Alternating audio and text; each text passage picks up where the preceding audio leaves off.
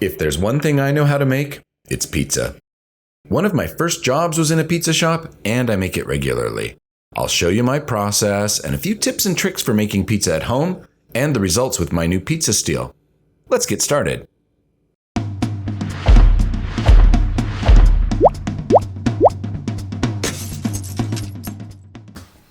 Okay, we're gonna make pizza.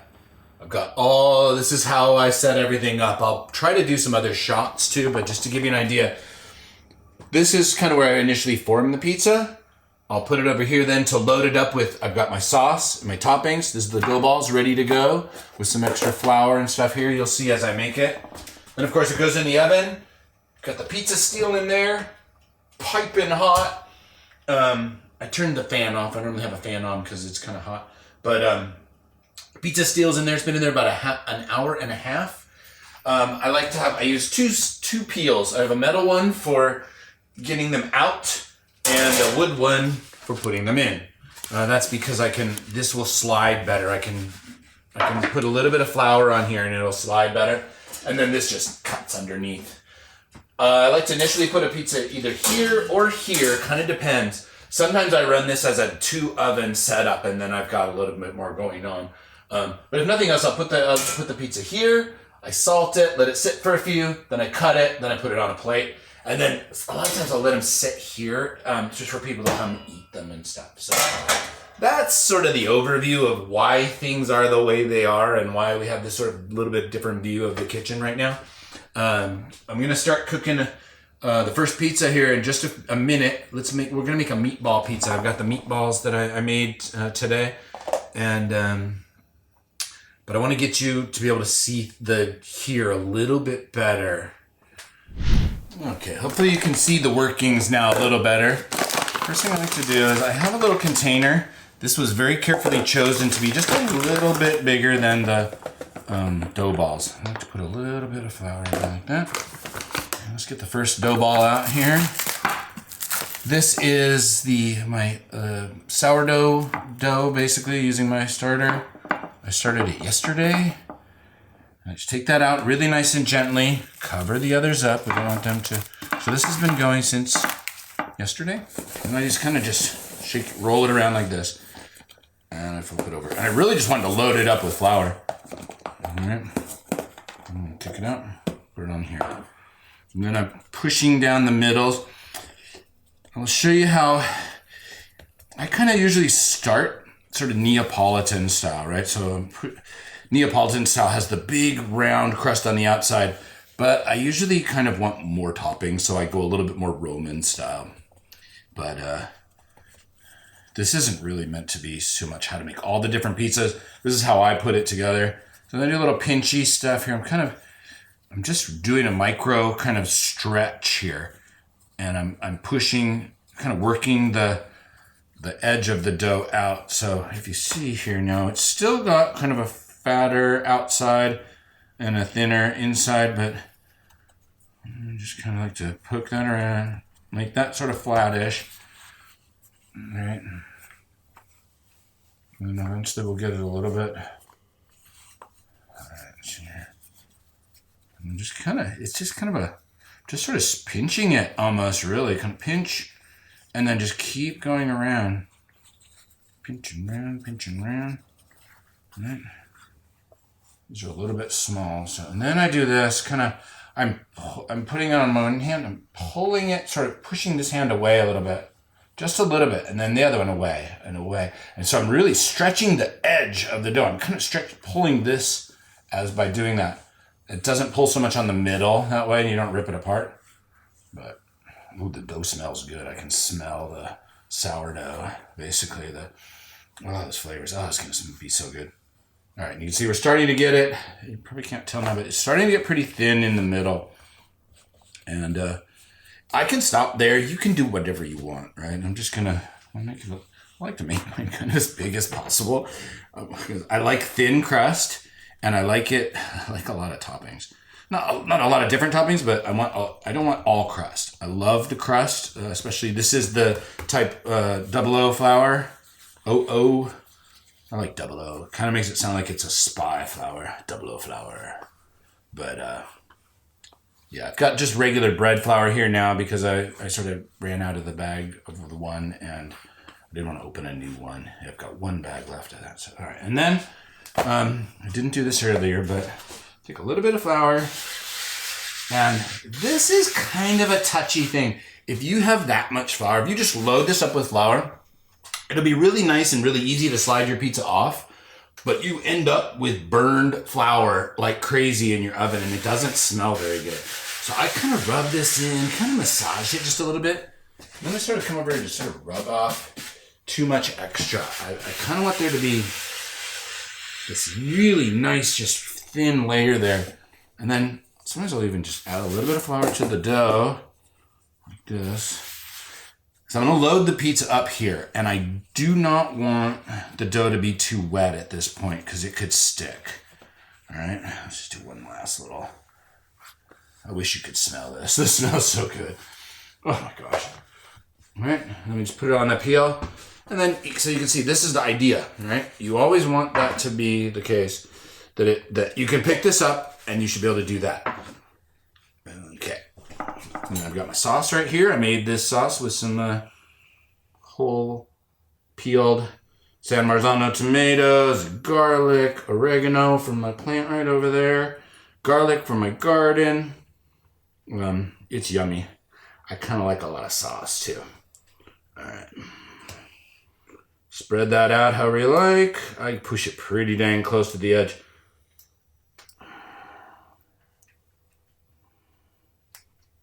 I don't mind if there's almost no like crust. This is bad though. This we don't want this. I don't know how well you can see that, but wet and this type of peel are not good. Right?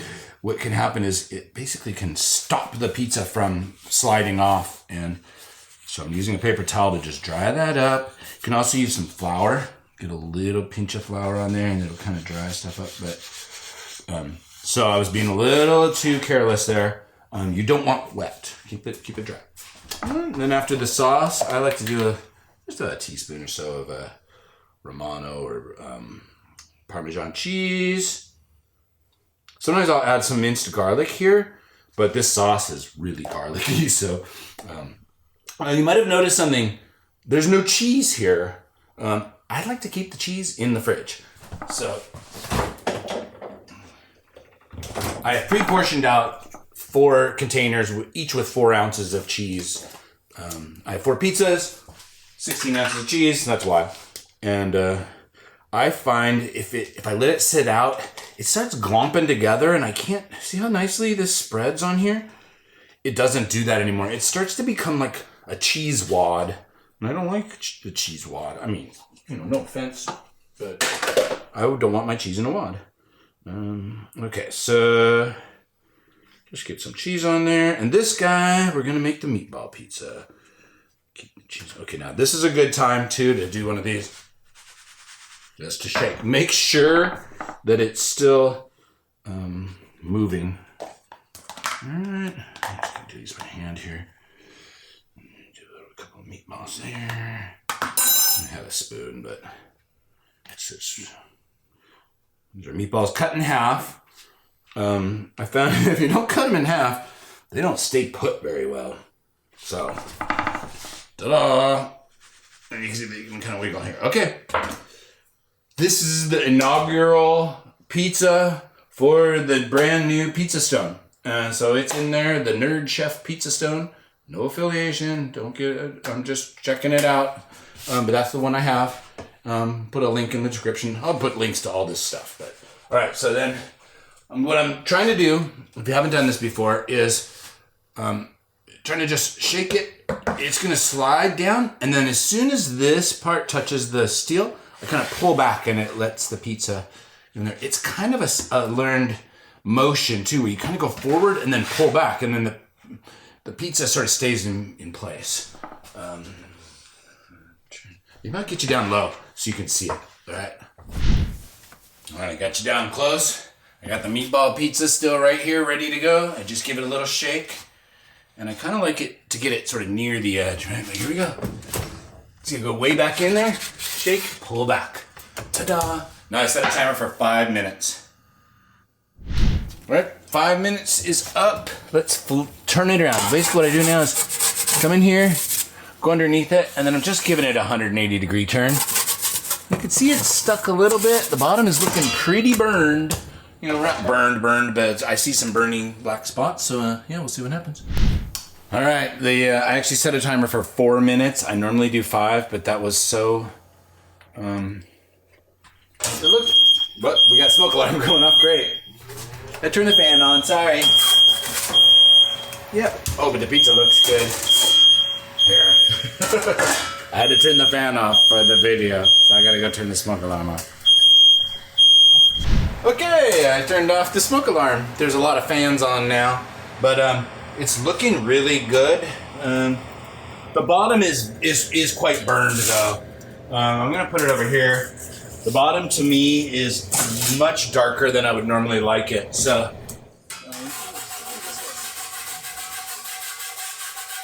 I see some stuff.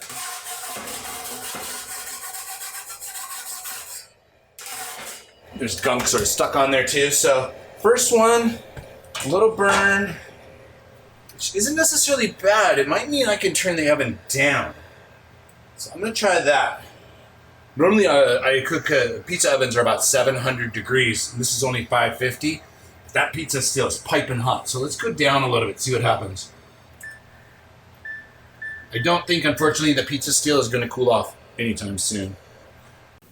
All right, it's been about 8 minutes, I think, total on this one. I'm just checking it, thinking it might be done a little bit earlier than normal. Let's just take a look. Okay, no, this one is not burned at all. I'm pumping it back. Whoa, pumping it back in for a couple minutes here. And I think I'm gonna turn this one back up. I might have preheated the pizza stone too long. All right, it's a couple minutes later. Let's see what we got now. Oh, it's looking pretty good. The top could be done more. Okay, is that okay? Let's look underneath. Ooh, gosh, that's really looking good. Oh, and I didn't show this before, but this is where I usually just give it a little bit of sea salt flakes in this station, and then just sort of let it sit for 5 before I cut it. But I'll show you the next one too. Let's see. Okay, the third pizza's coming out. This one went more like 10 minutes. I did 5 and 5, kind of a little bit normal. More than like I'd normally do. And I'm just gonna peek under here. Oh, it looks really good, actually. I'm liking that. I think I just preheated the pizza stone too much. This one looks great. Let's see if I can zoom in a little here. Oh yeah, look at that. I would eat it. I'll even eat the first one, but I'll eat that one especially. Okay, time for the last one to come out. This one cooked 10 minutes, almost exactly the same way I would have normally cooked on the pizza stone. Little meatball pizza here. Let's see, the top looks pretty good. I mean, this oven only does so well, and the bottom's looking, I don't know if you can see that. I'm gonna pull that up. Oh, gee, hot oils. But yeah, it looks really good to me. I'm gonna let that sit for a bit. We'll salt it here real quick. Salty, and yeah, enjoy. All right, so pretty good overall. I'd say that it does just as well. I don't see anything necessarily better yet, except that I haven't tasted any of it yet, so we'll see. Okay, we ate them, and first of all, I have to say this was some of the best pizza I've ever eaten. I'm a little biased, of course, but I'm also perfectly happy to say what's wrong with food I make. So anyways, it all tasted really, really good. What I've got here is, this is the first, where is it? Yeah, here's the results, right? There's one pizza from each. This was the first pizza, the meatball pizza, and you can see the bottom of that. It's just, I'll do this right. It's just black here and there. This tasted great. I didn't even taste it if I hadn't seen it, I might not have even known it was burned. It was that subtle. It was definitely some char, definitely toasted there, but it really wasn't horrible. It was really good. I was expecting a lot worse. This guy, the mushroom and roasted garlic, I turned it down. You can see it's got a little bit of burning. This was pretty good. Yeah, it was great. No problem there at all. Still, maybe not like, doesn't look like what I would normally have, but or what I would be shooting for. But anyways, here's the third pizza, and I'll show you the kind of the crumb there too. You can kind of see nice crumb. Really pretty good. This is really it's excellent to me. That sort of bottom. By the way, across the board, the pizza steel. The thing I noticed is the pizza was all crisper. It just had this sort of extra crispiness to it. Here's the last one. You can see this to me is like just exactly right. At least I love this. This is what I was seeing on the really good pizzas in Italy when I was there. And by the way, oh, these meatballs. Oh my gosh. They are so good. I'll have to do just a recipe on just them at some point. And I made up this little marinade for the mushrooms, kind of an Italian marinade, and then I did it with some roasted garlic. Really, really good. Yeah, I wish I could somehow let you taste this, but especially this one. This one will blow your mind. But yeah, that's how I make pizza, basically. And the pizza steel, I give it a thumbs up, really. I like the extra space. I like the extra crispiness. I learned not to preheat it too much, so that's good. And yeah, so far so good with it. Very happy. And yeah, if you have any thoughts on this, the pizza steel, the pizza, whatever, put it in the comments. Let us know. Give me questions. We'll make some more videos. Thanks for watching. Have an awesome day. Take care.